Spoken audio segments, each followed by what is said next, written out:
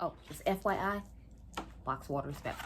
Hello everyone, it's JLP87 here, and today we're gonna get to look with the Smoke Sessions palette. So it's gonna be a throwback, even though it's not Thursday type of day. Cause I still got another throwback. It's not Thursday to film after this. Hold please.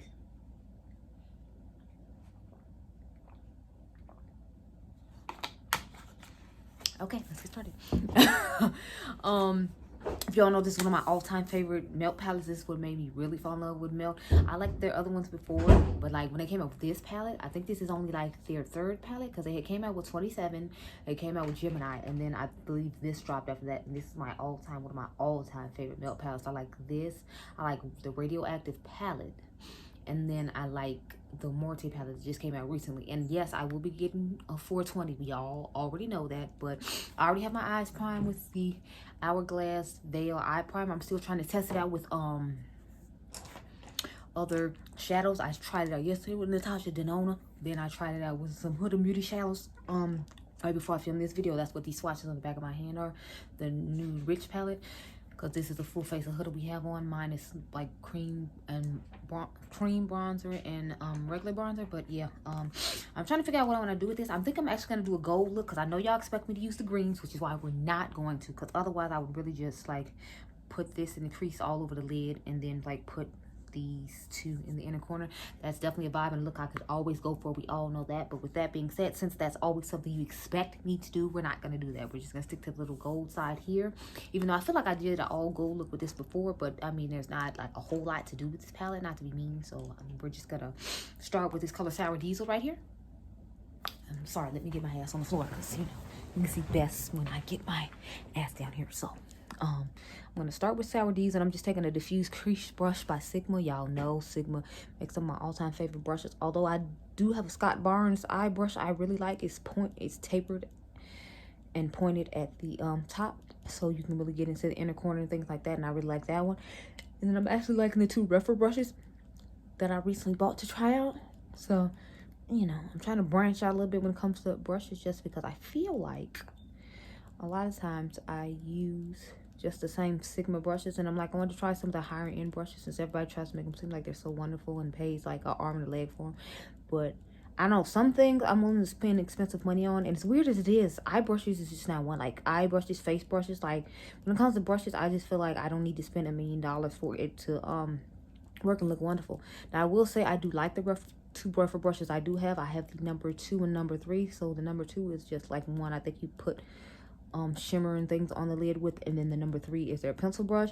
But I like both the brushes I have, but at the same time, like, I just don't feel like I've seen enough of a dramatic difference for me to like go out and be like, oh, I need to buy all the expensive Japanese brushes now with those two brushes I tried. I don't know if it's because they're more on the affordable side as opposed to the other ones that cost $5 million, but I just can't justify my mind that price point. I just feel like it's kind of high for what it is.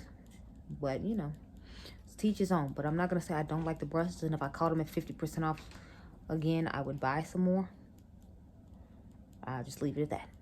If they have a good sale, I might buy some, but at regular price, I just can't justify the price. And we know I have no problem spending money on makeup, because this palette was, I think, $48, and I didn't blink an eye. I just bought it. So clearly I don't have an issue. It's just some things I do, and like $48 for one brush is just something I can't justify at all.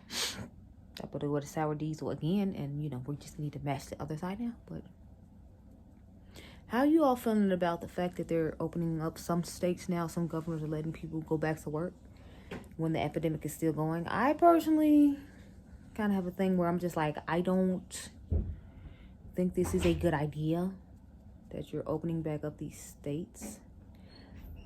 But at the same time, since I went to school for business, and I feel like some of this is just common sense, like they can't afford for everyone to be unemployed. They just can't. And there's lots of people that are currently unemployed. So I feel like they open up certain jobs back up just so that they can cut down on having to pay unemployment, because a lot of these states might not have the money to have the unemployment last the way other states do. So I'm feeling like they're just doing it just so that they can get people back to work, so that way they can cut down on unemployment. But my whole thing is like, if people are really concerned about their safety, they're not going to come out, and then these people aren't going to be able to get unemployment because their job is, you know, opening in. So I'm like, I feel like they're putting certain people in certain careers in a really bad position, because it's like, yeah, I know I'm not on unemployment anymore, and you said I can do my job again, but it's like, if nobody's coming in for, you know, the kind of job I do because of the social distancing laws you come up with, like, how is the hairdresser supposed to do your hair from 6 feet away? Like, I saw a video where the guy did the woman's hair through the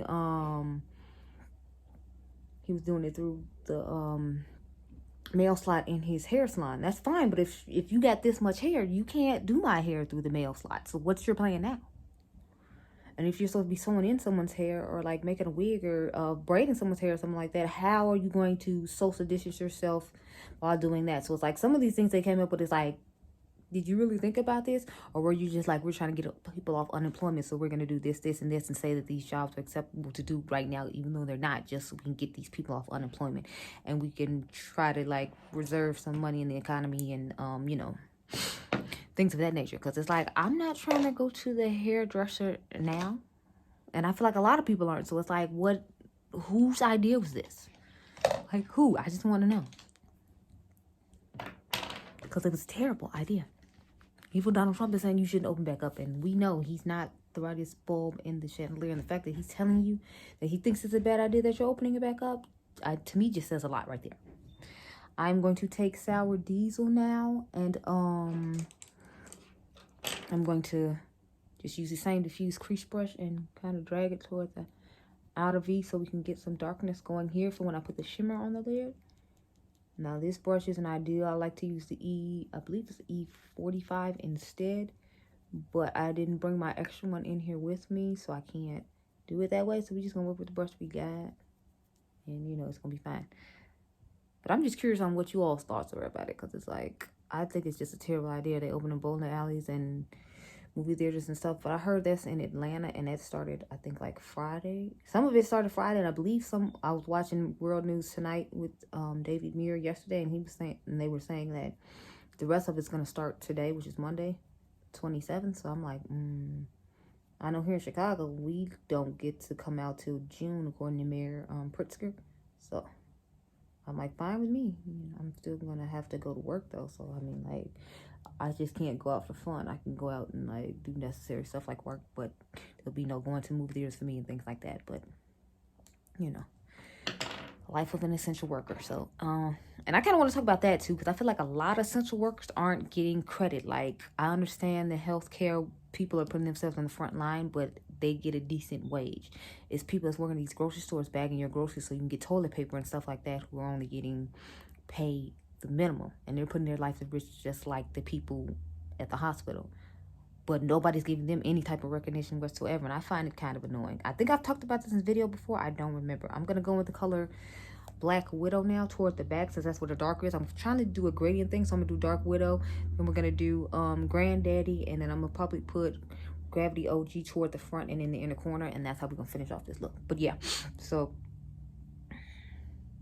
and I feel like I said, I feel like I've talked about this before, so I don't want to touch on it too much, but I just want to see what you all think, because I'm like, these people are risking their lives just like the doctors and other people that you can have what you need, and they still have to go out in the world every day, and you're just choosing to go out to grab things, and people in warehouses, and you know, the immigrants that pick the fruit. Like, it's all these people that are putting their life at risk, and everybody only keeps talking about the doctors and nurses like they're the only ones who are putting their life at risk every day. And a lot of the restaurants I follow on IG, a lot of people have been bringing that to their attention. So as this one restaurant, I do appreciate them. They're called Batter and Berries. They're on the north side. I appreciate the fact that they had a day that said all essential workers to give 20% off on food. Because I was like, well, yeah, when you think about it, like, you know, they're not the only essential workers, doctors and nurses. Whereas other companies are just doing them and that's it, and no one else is getting a discount. But it's like, when you need toilet paper as a normal person, when you go out to the store, a doctor isn't gonna be at the store and keep it open so that you can buy toilet paper. I mean, they're gonna save your life in case of emergency, but there's still everything things you need to do if you do not have the virus. And there are people who are there to make sure you can do it, but everybody's only focusing on the doctors and the nurses. and the people that work in the hospital. They're not really focused on anyone else. And like, what about the janitors in the hospitals have to clean up everything? While you talking about just the medical staff? They still have to go and clean up all these possible deadly chemicals and clean all around the hospital, around these people who are working with these sick people, just so that they can go. So it's like, you really need to think about that instead of just always making it seem like the doctors and the nurses aren't doing it. I'm not saying they're not doing it, but at least they're getting well compensated. These other people are not.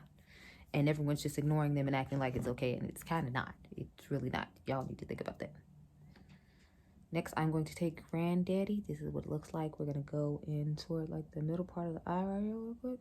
And like I said, I just want to have a cool gradient. Ooh, yes, look at that. Girl, this is a gorgeous gradient. How are we doing today? So I'm trying to just keep it kind of focused in the middle of the eye.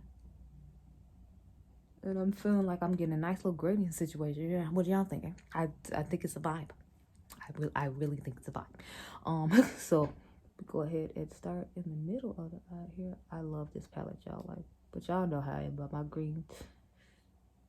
And that's the crazy thing. I'm not even using the greens, and I'm still like here and living for this palette.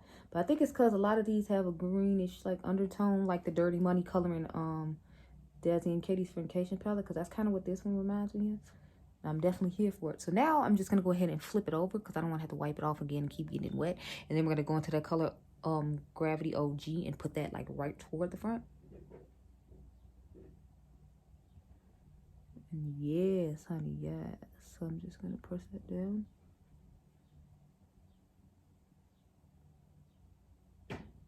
And look at that, y'all. Like, that's just gorgeous.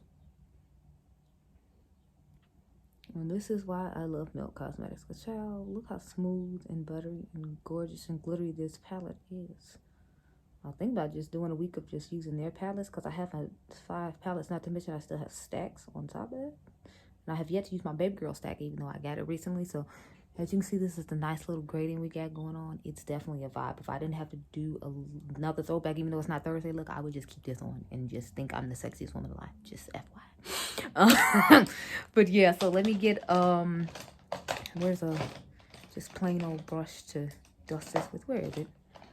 Oh yeah, we're gonna take this Alamar Cosmetics brush just to kind of dust over all, just to make sure it looks nice and, you know, ready and detailed. So that's what I'm gonna do right here real quick.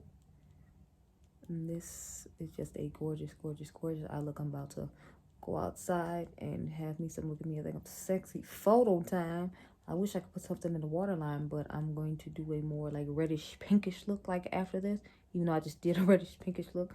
So I should probably do something else, but I'm trying not to stay away and not do a blue look, even though there's blue and purple in the palette I want to do. But I'm trying to be good and just do more of a reddish pinkish toned look, even though I did one of those yesterday too. But I figured you all are tired of seeing blue, so we're gonna go ahead and yeah, not do that. But yeah, look at this. Like, that looks absolutely amazing. And y'all know I'm all about the grungy life when it comes to eyeshadow, so I'm definitely here for this look. Like, I am definitely here. It's definitely a vibe. I'm definitely about to go and take about 5, 17 selfies. But mind your business, because it doesn't have anything to do with you. But I think I look good. So this is... Sorry, y'all, I'm over here just doing absolutely too much. I need to cut it. But no, this is the throwback, even though it's not Thursday, look I did with the Smoke Sessions palette from Milk Cosmetics. Like I said, y'all know this is my all-time favorite palette. And I surprised you and only use like the golds and not the greens and blues. So how about that? Anyway, I hope you all enjoyed this video. Remember, you all are dimes. I gotta go take selfies and think I'm cute real quick. I'll see you guys in the next one.